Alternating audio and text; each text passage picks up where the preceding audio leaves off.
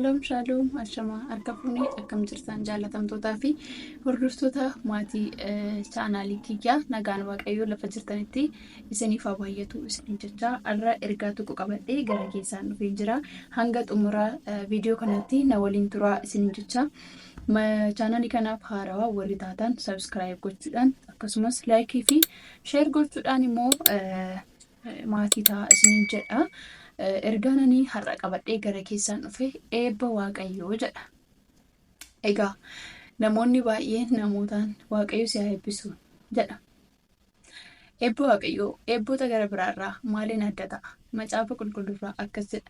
Macaafa fakkeenyaa boqonnaa 10 lakkoofsa 22 kaasnee mee waliin haa dubbisnu. Eebbi waaqayyoo nama hin badhaasa. Badhaadhummaa isaattis inni rakkina hin dabalu jedha.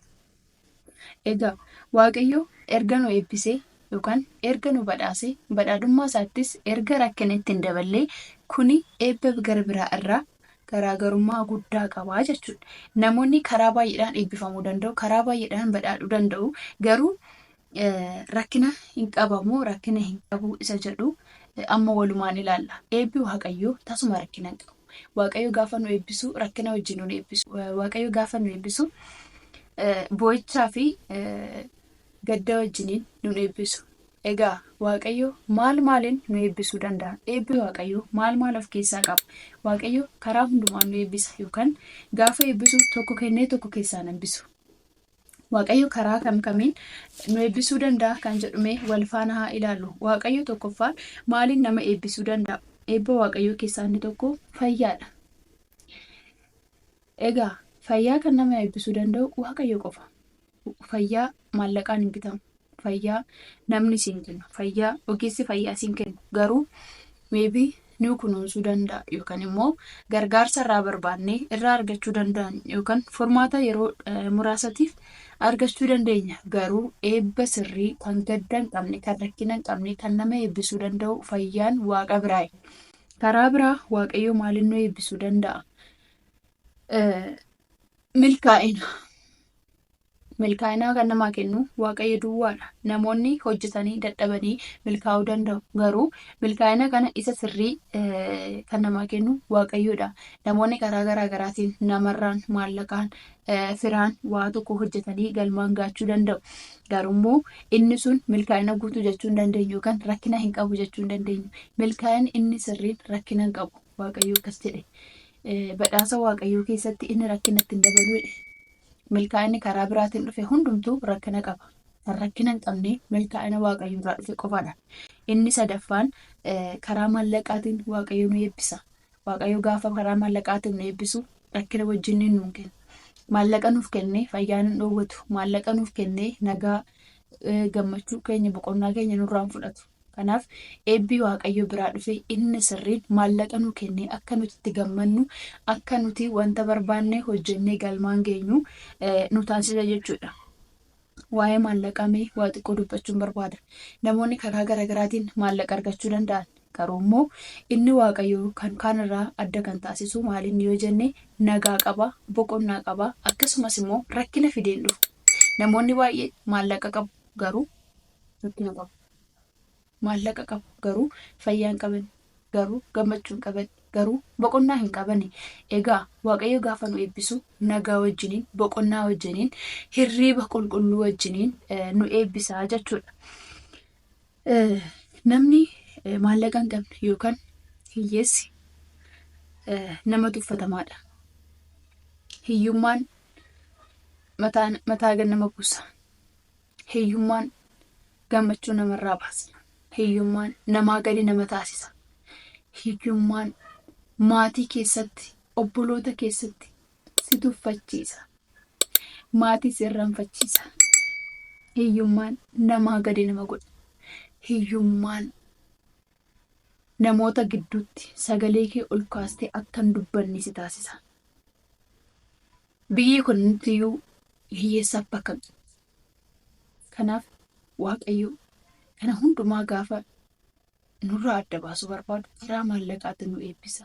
Egaa waaqayyo karaa maallaqaatiin gaafa nu eebbisu akkuma dura isinitti hime karaa hundumaan nu eebbisa. Inni arfaffaan nagaadha. nagaa, boqonnaa, gammachuu, jaalala. Waaqayyo karaa kanaan nu eebbisa. Namni nagaa qabu waan hundumarra caala abbaa qabeenyaati. Namni nagaa qabu karaa hundumarra boqonnaa qaba.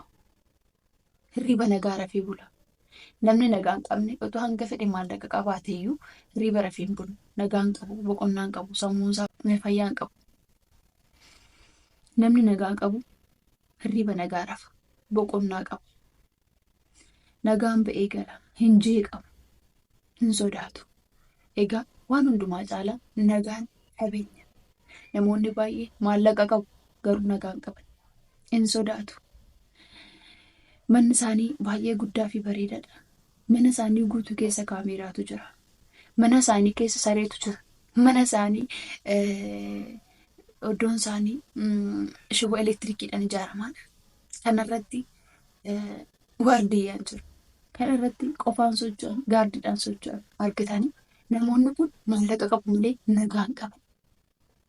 Egaa eebbi waaqayyoo inni guddaan maalidha yoo jettan nagaadha. Namni waaqayyoo hin qabu, namni waaqayyoo eebbise nagaa qaba.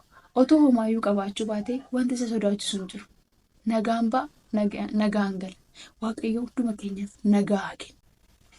Inni shanaffaan fi inni dhumaa maalidha yoo jettan kan namoonni baay'een hin yaadne akkasumas immoo namoonni baay'een iddoon kennaniif tokko hariiroo hawaasummaati.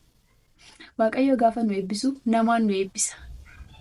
Yeroo gaarii, yeroo gammachuu, yeroo nagaa namoota wajjiniin hariiroon gaariin nuti ijaarru gaafa rakkinaa, gaafa nuti kufnee lafaa nu kaasa.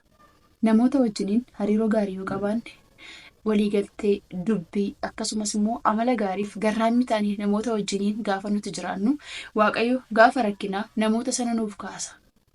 Namoonni baay'een waan gaarii gochuu dadhabuu isaanirraa kan ka'e amala gaarii qabaachuu dhiisuu irraa kan ka'e namoota wajjin waliigaluu dadhabanii gaafa isaan rakkatan namni isaanitti dhufu dhabamee namoonni qofaa isaaniitti rakkina baay'ee dabarsan baay'eetu jiru.